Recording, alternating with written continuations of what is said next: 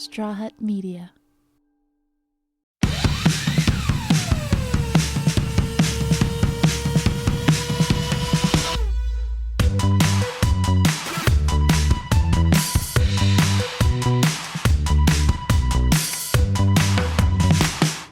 Hey everybody on Heartbreakers. Today I'm going to be answering some friendship deal breakers. Obviously I'm going to put my personal input on this because I have, a bad history of friends. So I hope this is really helpful for you guys. So listen up. And these are questions that you guys have asked on social media, which is very helpful. So next run with questions, I really want you guys to really think of stuff that you've been wanting to ask, and I'll post it. You guys can click right there and ask your questions. All right. What are some deal breakers? Some say disrespecting service staff, big one. I feel like that is the number one thing. I will not be around people if they are disrespectful to any type of service people whatsoever. I think that is disgusting behavior. I don't want to be around that. I also feel like people who purposely complain at restaurants about their dishes 24/7. Like, have you ever gone out with someone and they're always complaining, they're never happy? Deal breaker for me. I will not be their friend.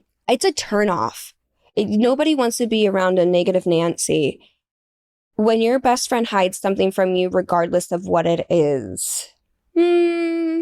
I feel like if one of my friends hides something from me and it's about me, that's a deal breaker. But if someone doesn't want to tell me what's going on in their life, that's up to them to expose that to me. I don't want anybody telling me things that they don't want me to know. And some people are more private than others. Some people find embarrassment in things that maybe not be embarrassing for you. Unless it's about me, I don't feel like that's really a deal breaker. It's also, some people are too nosy. You don't need to know everything that's going on in your friend's life. I feel like this day and age, we invade people's privacy too much, and we got to stop doing that. I think that comes from social media. Jealous of a new romantic relationship. Cut it off. Don't even have a conversation with the person. Your friend should never be jealous of anything that is good for you. That is not a friend, not someone that you want around. I know that I've had friends that have been very jealous and they become very destructive. And I feel like jealous people are looking to steal an opportunity from you, and you want to keep that away from them. Someone that is jealous potentially could want to steal that person from you, and you don't want that. And you don't want to deal with it. When you're in a fresh relationship, you want it to be all like happy, like, you want your friends to be cheering you on and being there for maybe when the relationship possibly could end. You want that person there. You don't want it to become a dark energy source from your friends being jealous. You don't want that. Cut that person off. It's not even worth having a conversation. They won't hear it. Jealous people can't hear. Jealous people can't hear. Sorry. Sleeping with your ex or your current partner. Guys, come on. That is a deal breaker. You guys know how it is for me. I've had a lot of friends try to sleep with my partners while I'm with them. I've also had a lot of friends sleep with my exes. You don't want somebody in your circle that wants somebody that you've had. And especially if it's an ex, that means that they probably most likely did something to you that you don't agree with. And just like how you don't want a friend who's a friend of someone that's done something terrible to you, it really shows who they are. I've had a lot of friends sleep with my exes. I just don't like that. Like, if I even feel like I like someone, or I'm going on a date with someone and maybe I haven't even been intimate with that person, I feel like that person is off the table for my friends. I don't care. You cannot touch that person. You cannot reach out to that person. That is like a different level of dishonesty, and that's on your partner too. It's one thing if it's a threesome and you guys are all having a conversation and like drinks are flowing and like it's a mutual agreement. Fine. I've done that plenty of times. It's been great experiences. I don't see my friends any differently by doing that, but I would never accept a friend then reaching out to my partner and going behind my back. You got to cut that person off. Holding an emotional space for them when they won't do that for you.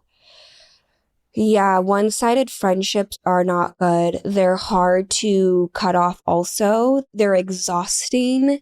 Your friends are there for you because you need them to be there emotionally. And that's what friends are for. And it can't be one-sided. It's got to be like if they come to you and they can't even ask you how you're doing, or they can't even hear what you're going through, that is someone that is very selfish and honestly, potentially narcissistic.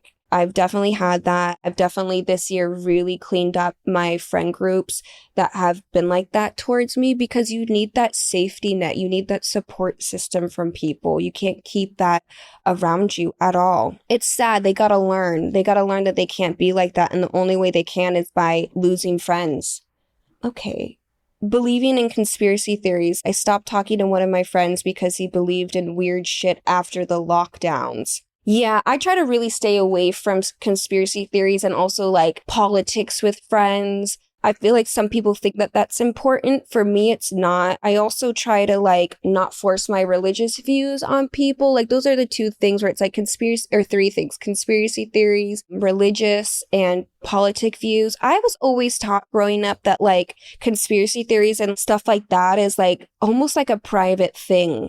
But I understand that it can get very annoying, especially during the pandemic, because there was so many conspiracy theories that people really thought that they needed to voice their opinion, and people just don't have the same opinions. They don't want to hear it. That you can't convince them. They'll find any type of evidence or facts to back it up. It's just not worth fighting over.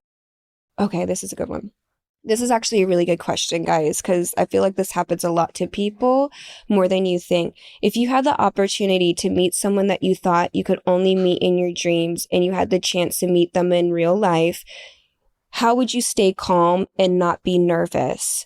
Okay, guys, my favorite thing to do, and my therapist taught me this, is if you breathe in and you hold your breath. So say you breathe in for 8 seconds and you'll exhale 16. It really calms down your nervous system. Like it really, really does. You can even like, this is some like EMDR shit and like therapy stuff, but like if you're by yourself, like tapping yourself like this and even tapping yourself on your face actually really calms you down and distracts you. And I love to do that in any situation that I'm nervous. When I'm going up to a guy, I just breathe in, hold my breath for 8 seconds, exhale for 16, and it really calms me down. And I also try to tell myself, I know this person is like my dream person, my ideal person, but if I really want them, I gotta calm myself down. And people can sense nervousness, and you got to just take a second to yourself before you go up to them. Don't rush up to them. If you're feeling nervous, go to the bathroom, calm yourself down, get some fresh air, breathe in and out slowly, calm yourself down, convince yourself that you're confident, not convince yourself, tell yourself you're confident enough to go up to this person and meet them and talk to them, because this is your ideal person. You don't want to miss your opportunity. Don't put that pressure on yourself. It's not worth it. All right, Heartbreakers, thanks for listening. See you guys next time.